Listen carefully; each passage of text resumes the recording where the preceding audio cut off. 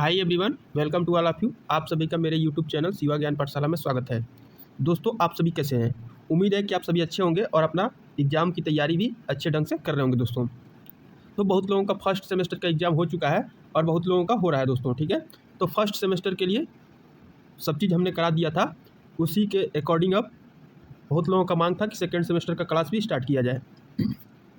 तो दोस्तों, उसी को ध्यान में रखते हुए आज हम second semester BSc second semester botany का क्लास स्टार्ट कर रहे हैं दोस्तों, जो कि माँ विंध्यवासिनी यूनिवर्सिटी मिर्ज़ापुर और उससे एफिलिएटेड जितने भी कॉलेज हैं और अन्य जितने भी यूनिवर्सिटी है सभी के लिए वीडियो बहुत ही महत्वपूर्ण होने वाला है दोस्तों। जो बीएससी सेकेंड सेमेस्टर में है और उनका सब्जेक्ट बॉटनी है तो उनके लिए यह वीडियो बहुत ही महत्वपूर्ण होने वाला है। इस वीडियो में हम बॉटनी के unit first introduction to archegoniates and bryophyta का पार्ट नंबर 1 है दोस्तों, इसको पढ़ने वाले हैं और आपको इसमें हिंदी व इंग्लिश दोनों में आपको पढ़ाया जाएगा दोस्तों, ठीक है। तो यदि आप इंग्लिश मीडियम से है तब भी आपके लिए बेनिफिट है, हिंदी मीडियम से है तब भी आपके लिए बेनिफिट है, ठीक है दोस्तों। तो यदि अभी तक आपने शिवा ज्ञान पाठशाला चैनल को सब्सक्राइब नहीं किया है तो कृपया करके सब्सक्राइब कर लें और बेल आइकन को प्रेस कर लें ताकि किसी प्रकार का कोई भी वीडियो अपलोड हो तो सबसे पहले उसका नोटिफिकेशन आप तक पहुँच सके। आप लोग कमेंट में बताएंगे कि आपको वीडियो अच्छे से समझ में आ रहा है कि नहीं आ रहा है और आपका एग्जाम सब्जेक्टिव होना है कि ऑब्जेक्टिव, ताकि उसके अकॉर्डिंग आपको तैयारी कराया जा सके दोस्तों, ठीक है। और आप लोग पॉइंट टू पॉइंट टोटल जितना यहाँ पे बताया जा रहा है आप नोट्स बनाएंगे दोस्तों। पीडीएफ के चक्कर में नहीं पढ़ेंगे, ठीक है। पीडीएफ मिल नहीं पाएगा आप लोगों को, आप क्या करेंगे, नोट्स बनाएंगे। तो चलिए देखते हैं। इससे पहले हम बॉटनी का सिलेबस अपलोड कर चुके हैं, अभी तक आपने उस वीडियो को नहीं देखा है तो जाकर के कृपया करके वीडियो पहले सिलेबस को देख लें, ताकि जैसे आप कहीं पे लड़ाई करने जाते हैं वहाँ पे अस्त्र शस्त्र का जरूरत पड़ता है, ठीक उसी प्रकार से आप यदि पढ़ाई शुरू कर रहे हैं तो आपके लिए सिलेबस बहुत ही मायने रखता है दोस्तों। सिलेबस को बार बार पढ़िए, सिलेबस को याद कर लीजिए क्या क्या पढ़ना है, तभी तो आप पढ़ेंगे दोस्तों। हवाबाजी में क्या पढ़ेंगे, ठीक है। चलिए देखते हैं दोस्तों। ये देखिए, हम यूनिट फर्स्ट आज स्टार्ट कर रहे हैं दोस्तों। कौन सा? यूनिट फर्स्ट, ठीक है दोस्तों, इंट्रोडक्शन टू आर्चिगोनियड्स ब्रायोफाइट्स, ठीक है। इसका में आज हम क्या जानेंगे दोस्तों, यूनिक फीचर ऑफ आर्चिगोनियड्स के बारे में जानेंगे और ब्रायोफाइट के जनरल कैरेक्टरिस्टिक के बारे में, यानी कि आज इतना हम कवर करेंगे टॉपिक दोस्तों। इसके बाद अगले दिन हम कवर करेंगे। तो चलिए बिना देर किए वीडियो को स्टार्ट करते हैं दोस्तों। तो दोस्तों, आर्चिगोनियड्स को शुरू करने से पहले हम जानेंगे क्या दोस्तों, प्लांट किंगडम, यानी कि प्लांट किंगडम जो है उसका क्लासिफिकेशन किस प्रकार से हुआ था दोस्तों। तो सबसे पहले जो साइंटिस्ट, यानी कि क्लासिफिकेशन के सबसे पहले साइंटिस्ट जो थे, यानी कि जिन्होंने शुरू किया था प्लांट किंगडम को क्लासिफिकेशन करने के लिए, उनका नाम क्या था दोस्तों, कैरोलस लिनियस। क्या नाम था दोस्तों, कैरोलस लिनियस, जो कि 1758 में क्या किए थे, प्रस्तावित किए थे, ठीक है। क्लासिफिकेशन 1758 में क्या किए थे दोस्तों, प्रस्तावित किए थे। लेकिन लिनियस जो ऑर्गेनिज्म है, यानी कि लिनियस जो है लिविंग ऑर्गेनिज्म को दो ही पार्ट में डिवाइड किया गया था दोस्तों। उनके द्वारा जो डिवाइड किया गया था वो दो ही पार्ट में शुरू में दिया गया था। वो कौन कौन से पार्ट था दोस्तों, तो वो प्लांटी और एनिमलिया था। बाकी चीज़ उन्होंने नहीं बताया, लेकिन जब आपके आर.एच. विटेकर, कौन दोस्तों, आप लोग नाम याद रखेंगे, आर.एच. विटेकर, ठीक है, विटेकर, ठीक है दोस्तों। आर.एच. विटेकर जी जब कब 1969 में, कब दोस्तों, 1969 में आया तो इन्होंने 5 किंगडम क्लासिफिकेशन दिया। कौन दिया दोस्तों, आर.एच. विटेकर ने। आप लोगों को कंफर्म हो गया कि जो प्लांट किंगडम का क्लासिफिकेशन है उसका शुरुआत कौन किया, तो कैरोलस लिनियस ने किया। कब किया, 1758 ईस्वी में किया। लेकिन इसके बाद 1969 ईस्वी में आर.एच. विटेकर जी आते हैं, साइंटिस्ट का नाम है, उन्होंने 5 किंगडम क्लासिफिकेशन को दिए, ठीक है। किसके आधार पे दिए, सेल स्ट्रक्चर, न्यूट्रिशन और बॉडी ऑर्गेनाइजेशन के आधार पे इन्होंने 5 क्लासिफिकेशन दिए, ठीक है। तो उम्मीद है दोस्तों कि आपको इतना एकदम अच्छे से समझ में आ गया होगा। बाकी चीज़ आप लोग कमेंट करके बताएंगे कि आपको अच्छे से समझ में आया कि नहीं आया, ठीक है। तो आर्चिगोनियड्स को जानने से पहले चलिए हम देख लेते हैं कि प्लांट किंगडम का क्लासिफिकेशन कैसे कैसे हुआ है, क्या क्या हुआ है, ठीक है। क्योंकि दोस्तों जब तक आप प्लांट किंगडम का क्लासिफिकेशन नहीं समझेंगे तब तक आप आर्चिगोनियड्स को अच्छे से नहीं समझ पाएंगे। तो चलिए प्लांट किंगडम क्लासिफिकेशन को देखते हैं दोस्तों। तो दोस्तों, आपका जो प्लांट किंगडम है उसे 2 सब किंगडम में डिवाइड किया गया है। कौन कौन सा सब किंगडम है दोस्तों, क्रिप्टोगेमिया, जिसको क्रिप्टोगेम्स भी कहा जाता है, आप लोग कन्फ्यूजन नहीं होंगे, और फेंड्रोगेमिया, यानी कि फेंड्रोगेम्स, ठीक है दोस्तों। अब जान लेते हैं क्रिप्टोगेमिया क्या होता है, ठीक है। तो प्लांट विदाउट फ्लावर, यानी कि जो प्लांट बिना फ्लावर का, यानी इसमें फ्लावर जो है नहीं आते हैं, उसको क्रिप्टोगेम्स बोलते हैं। और जिसमें फ्लावर होते हैं उसे क्या बोलते हैं, फेनरोगैम्स बोलते हैं। दोस्तों आपको अच्छे से समझ में आ रहा होगा। अब जानेंगे क्रिप्टोगैमिया और अच्छे से जानेंगे कि क्या होता है। तो लिखा है इसमें, those plant in which reproductive organs are not visible not arrange in flower. ठीक है दोस्तों, तो वे प्लांट जिनमें रिप्रोडक्टिव ऑर्गन विजिबल नहीं होते हैं, क्या दोस्तों, विजिबल नहीं होते हैं, यानी कि मेल फीमेल का जो इसमें रिप्रोडक्टिव ऑर्गन है, मेल फीमेल में डिफ्रेंशिएशन नहीं होता है, उसे क्रिप्टोगैम्स बोलते हैं। और इसमें फ्लावर भी नहीं होता है दोस्तों, आप इसमें डिफ्रेंशिएशन नहीं कर पाएंगे कौन मेल है कौन फीमेल है। वही चीज़ अगर हम फेनरोगैम्स की बात करें तो उसमें होता है, इसमें फ्लावर भी होता है, और those plant in which reproductive organ are arrange flower और फ्लावर लाइक स्ट्रक्चर, इसमें फ्लावर भी प्रेजेंट होता है दोस्तों। और आप जो मेल फीमेल का डिफ्रेंशिएशन है उसे भी आप आसानी से कर सकते हैं दोस्तों। क्रिप्टोगैम्स को पुनः 3 डिवीजन में डिवाइड किया गया है, थाइलोफाइटा, ब्रायोफाइटा और टेरिडोफाइटा। ठीक है दोस्तों, और दोस्तों फेनेरोगैम्स को 2 डिवीजन में डिवाइड किया गया, जिम्नोस्पर्म और एंजियोस्पर्म में। ठीक है, इसमें फ्लावर लाइक स्ट्रक्चर देखने को मिलता है और इसमें रियल फ्लावर मिलता है दोस्तों। चलिए दोस्तों इसको और डिटेल में थोड़ा सा जान लेते हैं हम लोग। ठीक है, तो यहाँ पे आप लोग देख सकते हैं,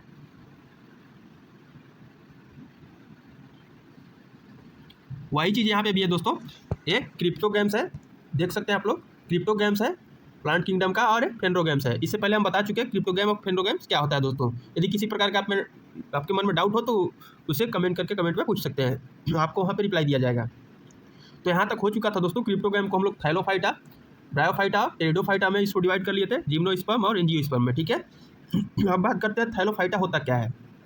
तो थाइलोफाइटा ऐसे प्लांट आते हैं दोस्तों जिसमें आप रूट, स्टेम और लीव्स उसमें डिफ्रेंशिएशन नहीं कर पाते, जिसे थाइलॉइड बॉडी स्ट्रक्चर बोला जाता है। इसे आप लोग बीएससी फर्स्ट सेमेस्टर में पढ़ चुके हैं दोस्तों। क्या क्या पढ़ चुके हैं, बैक्टीरिया, एल्गी, फंजाई, लाइकेन, इसके बारे में आप लोगों ने पढ़ चुका है दोस्तों। ठीक है, बीएससी फर्स्ट सेमेस्टर में, जिसके बॉडी में क्या नहीं डिफ्रेंशिएशन कर पाते हैं दोस्तों, यानी कि आप ना तो उसमें लीव देखने को मिलेगा, ना तो जड़, ना तो तना, आप उसमें डिफ्रेंशिएशन नहीं कर पाएंगे, नहीं उसको क्लासीफाई कर पाएंगे। ठीक है दोस्तों, इसलिए इनके बॉडी को थाइलॉइड बॉडी भी कहा जाता है दोस्तों। तो दोस्तों आप लोग फर्स्ट सेमेस्टर में थाइलोफाइटा के बारे में पढ़ चुके हैं। अब सेकंड सेमेस्टर में हम लोग ब्रायोफाइटा और टेरिडोफाइटा के बारे में पढ़ने वाले हैं दोस्तों। आने वाले वीडियो में हम इसको देखेंगे। ठीक है, और इधर देख लेंगे दोस्तों, फेनरोगैम्स में 2 डिवीजन होता है, जिम्नोस्पर्म और एंजियोस्पर्म। ठीक है दोस्तों, जिम्नोस्पर्म में फ्लावर होता है लेकिन रियल फ्लावर नहीं होता है। एंजियोस्पर्म में जो है रियल फ्लावर देखने को मिलता है। और एंजियोस्पर्म को पुनः 2 क्लास में डिवाइड किया जाता है दोस्तों, डाइकोट और मोनोकोट में। तो आने वाले वीडियो में हम इसे भी डिस्कस करेंगे दोस्तों। ठीक है, तो दोस्तों उम्मीद करते हैं कि आपको प्लांट किंगडम का जो क्लासिफिकेशन है वो अच्छे से समझ में आ गया होगा। यदि किसी प्रकार का कोई डाउट हो तो कमेंट सेक्शन में कमेंट करके पूछ सकते हैं। तो चलिए अपने टॉपिक पे चलते हैं जो आपके सिलेबस के अकॉर्डिंग दिया हुआ है। इसलिए हम इतना बता चुके हैं क्योंकि ये चीज़ आप जानेंगे तभी आपको आगे समझ में आएगा दोस्तों। आपको ये रिवाइज करा दिया गया है। तो चलिए स्टार्ट करते हैं। आपके सिलेबस के अकॉर्डिंग दोस्तों, ये आपके सिलेबस में मेंशन है। ठीक है, आप लोग नोट करते चलेंगे, अपने नोट्स बनाएंगे, अच्छे अच्छे नोट्स बनाएंगे दोस्तों। ठीक है, हम यहाँ पे हिंदी और इंग्लिश दोनों माध्यम में आपको नोट्स प्रोवाइड करा रहे हैं, तो आपको जिसमें अच्छा लगे आप उसे बना सकते हैं। ठीक है, तो चलिए देखते हैं। पहला इसमें है यूनिक फीचर ऑफ आर्चिगोनिएट्स, यानी कि आर्चिगोनिएट्स का विशेषता क्या है, उसका फीचर क्या है। ठीक है दोस्तों, तो कह रहा है archegoniates plant belong to the bryophyte, pteridophyte and gymnosperm. The gymnosperms have the least developed archegoniates while bryophytes possess a well developed archegonium. ठीक है दोस्तों, कहने का मतलब कि जो आर्चिगोनिएट्स प्लांट जो है वो कहाँ से, ब्रायोफाइट से, टेरिडोफाइट से एंड जिम्नोस्पर्म से क्या करता है दोस्तों, अंतर्गत आता है। ठीक है, यानी कि आर्चिगोनिएट्स जो है, आर्चिगोनिएट पौधे ब्रायोफाइट, टेरिडोफाइट और जिम्नोस्पर्म के अंतर्गत आते हैं। ठीक है दोस्तों, जिम्नोस्पर्म में सबसे कम डेवलप, यानी कि लीस्ट डेवलपमेंट, लीस्ट डेवलप्ड यानी कि कम विकसित आर्चिगोनियम होता है, जबकि ब्रायोफाइट में पूर्ण विकसित यानी कि पूर्ण रूप से डेवलप आर्चिगोनियम होता है दोस्तों। ठीक है, तो उम्मीद करते हैं ये चीज़ आपको अच्छे से समझ में आ रहा होगा।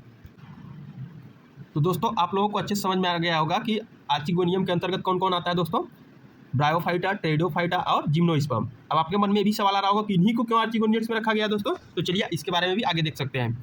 आप लोग हिंदी में भी नोट करना चाहें तो नोट कर सकते हैं दोस्तों, वीडियो को पॉज करके। ठीक है, हम आगे देखते हैं।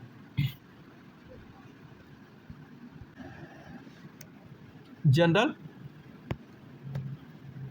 Characteristic of archegoniates. ठीक है दोस्तों, तो कह रहा है archegoniates plant are the plants bearing an archegonium. ठीक है दोस्तों, इसका मतलब क्या हो जाएगा, इसका मतलब हो जाएगा कि जो आर्चिगोनिएट्स प्लांट्स वे प्लांट्स होते हैं जिनमें आर्चिगोनियम पाया जाता है दोस्तों। ठीक है, आर्चिगोनिएट प्लांट्स वे प्लांट्स होते हैं जिनमें आर्चिगोनियम पाया जाता है। अब आर्चिगोनियम क्या होता है, तो कह रहा है कि archegonium is the female sex organ.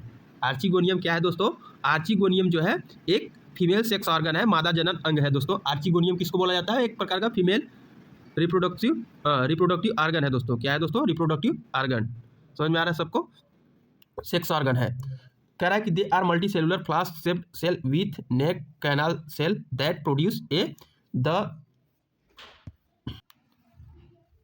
यानी कि दोस्तों जो आर्चिगोनियम होता है वे मल्टी सेलुलर फ्लास्क शेप्ड की सेल होती है जिनमें नेक कैनाल सेल्स प्रेजेंट होती है। ठीक है, ये एक समय में एक ही ऊस्पोर का निर्माण करती है दोस्तों। क्या करती है, एक समय में एक ही ऊस्पोर का निर्माण करती है दोस्तों। यहाँ पे थोड़ा सा नोट्स में छूट गया है, ठीक है तो आप लोग ऐड कर लेंगे उसको, ठीक है।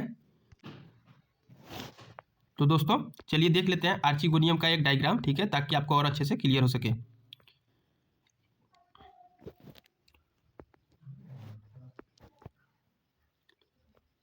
तो दोस्तों आप लोग ये देख सकते हैं, ये VS ऑफ आर्चिगोनियम है दोस्तों।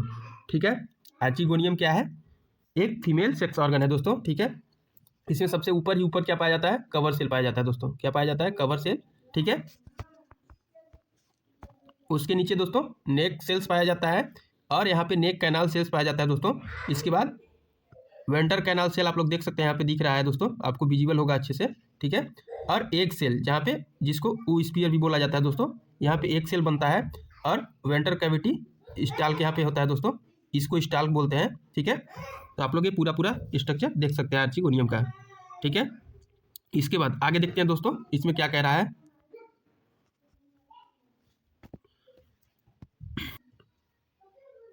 कह रहा है दोस्तों the base is usually swollen and is known as venter. दोस्तों जो डायग्राम में दिखाया गया आपको, ठीक है, यानी कि जो निचला सिरा होता है, यानी कि निचला जो हिस्सा होता है आमतौर पर क्या होता है दोस्तों, फूला हुआ होता है। क्या होता है, फूला हुआ होता है। ठीक है, जिसे क्या कहा जाता है दोस्तों, वेंटर कहा जाता है। आप लोग को डायग्राम में दिखाया गया उसे क्या बोला जाता है, वेंटर बोला जाता है। क्या बोला जाता है दोस्तों, वेंटर बोला जाता है। ठीक है, वेंटर कैनाल सेल। ठीक है, कह रहा है कि the neck canal cell degenerate upon maturation. क्या कह रहा है दोस्तों, the neck canal cell degenerate upon maturation, यानी कि नेक कैनाल सेल जो है क्या करता है दोस्तों, अगली प्रक्रिया के दौरान नष्ट या अपघटित हो जाती है। ठीक है, यानी कि जो नेक कैनाल सेल है अगला अगर प्रोसेस चालू होता है तो नेक कैनाल सेल नष्ट हो जाती है। आगे कह रहा है दोस्तों the top of archegonium is covered by 4 cover cell which disappear upon the gelatinization of neck cells. ठीक है, यानी कि आर्चिगोनियम का ऊपरी 4 कवर का जो हिस्सा होता है जो कवर सेल से ढका होता है, और जो नेक सेल्स के चिपचिपे पदार्थ में बदलने पर यानी कि जिलेटिनाइजेशन होने पर क्या होता है, डिसअपियर हो जाते हैं दोस्तों। क्या हो जाते हैं, डिसअपियर हो जाते हैं। तो चलिए डायग्राम के माध्यम से आपको समझाते हैं थोड़ा सा। हिंदी वाले बच्चे हिंदी में भी नोट कर लेंगे अपना वीडियो को पॉज करके। ठीक है, तो आप लोग देख सकते हैं ये एक मैच्योर आर्चिगोनियम है। ठीक है, तो दोस्तों आप लोग देख सकते हैं यहाँ पे कवर सेल्स होता है, 4 कवर सेल आपको ऊपर देखने को मिलता है। और जब जिलेटिनाइज हो जाता है यानी कि जब इसके पास स्पर्म पहुंच जाता है तो कवर सेल डीजनरेट हो जाते हैं दोस्तों। क्या हो जाते हैं, डीजनरेट हो जाते हैं, यानी कि स्पर्म जब यहाँ तक पहुंचेगा तो ये डीजनरेट हो जाते हैं, नष्ट हो जाते हैं। ठीक है, तो दोस्तों धीरे धीरे सभी कवर सेल्स यानी कि जितने भी कवर सेल्स होते हैं धीरे धीरे डिसअपीयर हो जाते हैं और स्पर्म जो है कहाँ तक पहुँच जाता है दोस्तों, एक तक पहुँच जाता है। और कोई एक स्पर्म ही उसको क्या करता है दोस्तों, फर्टिलाइज कर देता है। क्या कर देता है दोस्तों, फर्टिलाइज कर देता है। तो आप लोगों को यहाँ तक अच्छे से समझ में आ गया होगा दोस्तों। उम्मीद है कि आपको अच्छे से समझ में आ रहा होगा। बाकी चीज़ आप कमेंट करके कमेंट में बताएंगे कि आपको समझ में आ रहा है कि नहीं आ रहा है। ठीक है दोस्तों, तो यहाँ तक हम लोग देख चुके थे। चलिए अब आगे देखते हैं, थोड़ा सा जान लेते हैं आर्चिगोनियम का जो है की पॉइंट देख लेते हैं। ठीक है, कह रहा है दोस्तों archegoniates probably originated from an ancestral green alga. ठीक है, यानी कि आर्चिगोनियट की जो उत्पत्ति है, ओरिजिन है, वो कहाँ से हुई है दोस्तों, एक पुराने ग्रीन एल्गी से हुई है। तो एल्गी के बारे में आप लोग फर्स्ट सेमेस्टर में पढ़ा होगा। तो वही है, आर्चिगोनियट्स कहाँ से पैदा हो गया, कहाँ से आ गया। ऐसा तो नहीं कि हवा में उड़ करके आ गया यहाँ पे, तो ऐसा नहीं है। इसका जो ओरिजिन है वो कहाँ से हुई है दोस्तों, ग्रीन एल्गा से हुई है। कहाँ से, ग्रीन एल्गा से हुई है। Assemblage of bryophyte, pteridophyte and gymnosperm having archegonia. ठीक है, यानी कि यह ब्रायोफाइट, टेरिडोफाइट और जिम्नोस्पर्म का एक क्या है दोस्तों, समूह है जिनमें आर्चिगोनिया पाया जाता है। ठीक है दोस्तों, आगे कह रहा है a hollow container housing the egg cell, ठीक है, यानी कि यह एक खोखली, हॉलो मतलब खोखला दोस्तों, क्या होगा खोखला, यह एक खोखला संरचना है जिसमें एग सेल क्या होता है दोस्तों स्थित होता है। आर्चिगोनियम जो है वह एक प्रकार का खोखला पार्ट है जिसमें क्या होता है दोस्तों एग सेल प्रेजेंट होता है, ठीक है। आगे कह रहा है दोस्तों the egg cell is the precursor of the sporophytic generation, ठीक है, यानी कि आर्चिगोनियट्स जो होता है वो क्या होता है अंड को इसका बीजाणु भित्ति पीढ़ी यानी कि स्पोरोफिटिक जनरेशन की प्रिकर्सर होती है। क्या होती है दोस्तों स्पोरोफिटिक जनरेशन की प्रिकर्सर होती है, अर्थात आर्चिगोनियम जो है एक सेल रखती है, क्या रखती है दोस्तों एक सेल रखती है, यानी दोस्तों फीमेल गैमेटोफाइट रखती है, ठीक है, कौन आर्चिगोनियम, ठीक है। और दोस्तों जो स्पोरोफिटिक जनरेशन जो होता है वो इसी से प्रोड्यूस होता है दोस्तों, ठीक है। आगे कह रहा है दोस्तों the archegonium is differentiated into venter and neck, ठीक है, यानी कि जो आर्चिगोनियम होता है ये इसका बॉडी जो है 2 पार्ट में डिवाइड होता है, वेंटर एंड नेक। आप लोगों को दिखाया गया दोस्तों देख सकते हैं फिर से, ये ऊपर वाला पार्ट को क्या बोलते हैं दोस्तों नेक सेल्स बोलते हैं, और नीचे वाला ये जो पार्ट है इसको वेंटर सेल्स बोलते हैं, वेंटर कैनाल सेल्स, ठीक है दोस्तों। तो ये चीज़ आप लोगों को अच्छे से समझ में आ रहा होगा। चलिए आगे चलते हैं।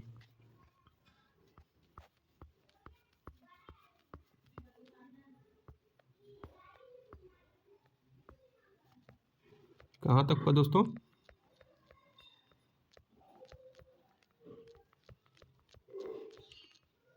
हाँ यहाँ तक हो चुका था, इसके बाद देखते हैं दोस्तों।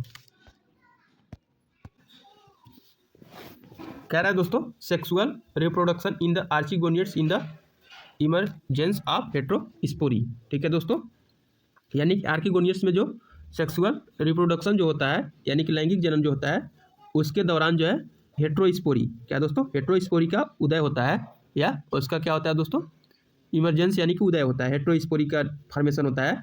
और कह रहा है दोस्तों this phenomena leads to the formation of spore of 2 size micro spores and mega spore, यानी कि जब हेट्रोस्पोरी का फॉर्मेशन होता है तो क्या होता है इस घटना के दौरान 2 आकार के क्या बनते हैं दोस्तों बीजाणु बनते हैं, क्या बनते हैं बीजाणु, जिसको स्पोर्स बोलते हैं। 2 टाइप्स के स्पोर्स बनते हैं, कौन कौन micro spores and mega spore, micro मतलब छोटा और मेगा मतलब बड़ा स्पोर, ठीक है। तो 2 स्पोर्स बनते हैं माइक्रो एंड मेगा स्पोर। आगे देखते हैं दोस्तों the zygote a product of fertilization of the egg cell in the archegonium in the progenitor of sporophytic generation, ठीक है, यानी कि जाइगोट जो आर्चिगोनियम में क्या दोस्तों आर्चिगोनियम में क्या करता है एग सेल, क्या दोस्तों एग सेल के फर्टिलाइजेशन का परिणाम है। और दोस्तों क्या होता है स्पोरोफिटिक जनरेशन, क्या दोस्तों स्पोरोफिटिक जनरेशन का जनक भी होता है, क्या होता है जनक भी होता है, यानी कि किसका जनक होता है तो कह रहा है कि जाइगोट जो आर्चिगोनियट्स में एक सेल के फर्टिलाइजेशन का एक प्रकार का परिणाम है और स्पोरोफिटिक जनरेशन का जनक माना जाता है, जनक होता है, ठीक है। तो उम्मीद करते हैं यहाँ तक आपको अच्छे से समझ में आ गया होगा। आगे देख लेते हैं दोस्तों आर्चिगोनियट्स का एक्चुअली इसका डिफिनीशन क्या होता है दोस्तों।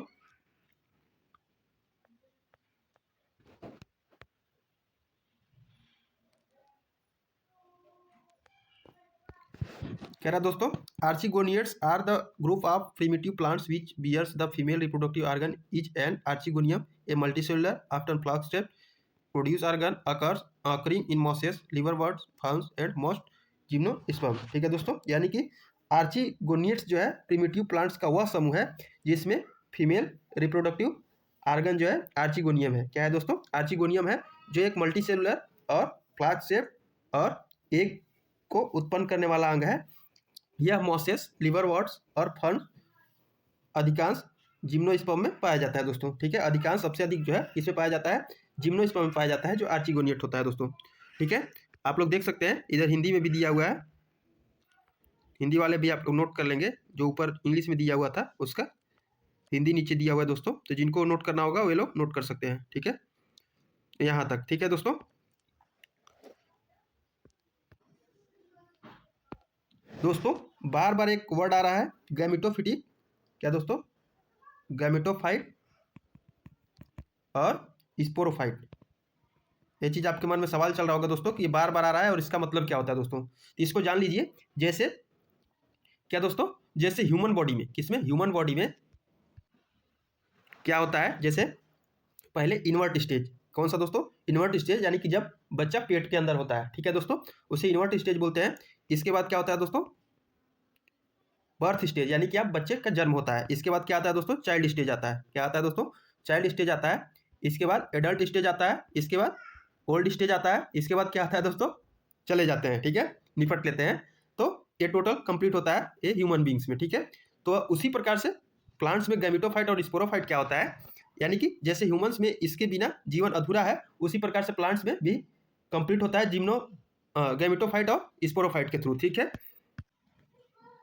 तो दोस्तों जैसे ह्यूमंस बीइंग में इन सब के बिना जीवन अधूरा है, उसी प्रकार से प्लांट्स में गैमेटोफिटिक और जिम्नोस्पर्म, ये दोनों के बिना लाइफ साइकिल जो है कंप्लीट नहीं होता है दोस्तों, लाइफ साइकिल कंप्लीट नहीं होता है, ठीक है। यानी कि दोस्तों फाइनली आप समझेंगे कि आर्चिगोनियड्स, ब्रायोफाइट, टेरिडोफाइट, जिम्नोस्पर्म और एंजियोस्पर्म, सभी में आपको गैमेटोफिटिक और स्पोरोफिटिक सब दोनों स्टेज आपको देखने को मिलेंगे, क्योंकि उसके बिना लाइफ साइकिल क्या है, इनकम्प्लीट है, अधूरा है दोस्तों, ठीक है। तो दोस्तों इसमें एक बात आती है डिपेंडेंसी की, किसकी बात आती है दोस्तों, डिपेंडेंसी के। यदि स्पोरोफाइट पूर्ण रूप से गैमेटोफाइट पे डिपेंडेंट है तो उसको गैमेटोफिटिक प्लांट स्टेज बोला जाता है दोस्तों, ठीक है, गैमेटोफिटिक प्लांट स्टेज। यदि गैमेटोफिटिक जो है स्पोरोफाइट पे पूर्ण रूप से डिपेंड है तो उसको स्पोरोफिटिक प्लांट बोला जाता है दोस्तों। तो उम्मीद करते हैं आपको ये अच्छे से समझ में आ गया होगा दोस्तों। और वीडियो काफ़ी लंबा हो जा रहा है, इसलिए आज की वीडियो में इतना ही। और दोस्तों यदि आपको वीडियो हेल्पफुल लगे या वीडियो पसंद आए तो वीडियो को लाइक जरूर करिएगा और कमेंट में बताएंगे कि आप लोगों को अच्छे से समझ में आ रहा है कि नहीं आ रहा है। यदि अच्छे से आप लोग एक्टिव रहेंगे, ठीक है, वीडियो के लिए इंटरेस्टेड रहेंगे तो अगला पार्ट इसका जरूर आएगा। आप लोग कमेंट करेंगे तो अगला पार्ट आएगा, ठीक है। आप लोग जैसा आप लोग बताएंगे, आप लोग सभी बताएंगे तभी अगला पार्ट आएगा दोस्तों, ठीक है। तो आज की वीडियो में इतना ही रहने देते हैं, फिर अगले वीडियो में अगले टॉपिक पर बात करेंगे दोस्तों, ठीक है, क्योंकि वीडियो काफ़ी लंबी होती जा रही है।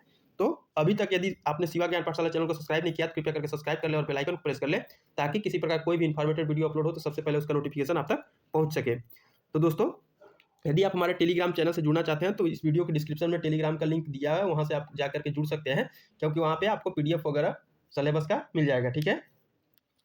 तो आप लोग कमेंट सेक्शन में कमेंट करके जरूर बताएंगे और लाइक सभी को करना है दोस्तों। वीडियो हेल्पफुल लगे तो लाइक जरूर करिएगा।